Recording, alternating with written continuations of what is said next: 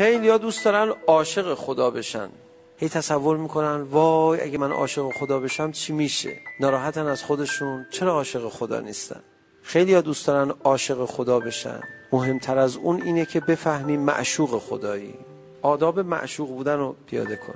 تو روایت حدیث قدسی میفرماید که تو وقتی میگی خدا من یه دونه تو رو دارم، تو فکر کن منم تو یه دونه بنده رو دارم.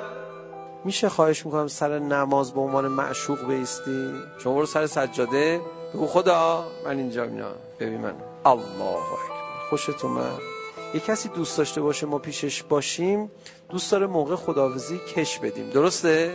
بعد از نماز یه تعقیبات بخونیم، بعد از نماز بشیم بگو خب خدایا کاری نداری من کم کم میخوام مرخص بشم اینا. نمیخواد عاشق بشی، حالا که معشوق که هستی، تو برای معشوق بودن چی کار کردی که حالا بعد میخوای بری عاشق بشی؟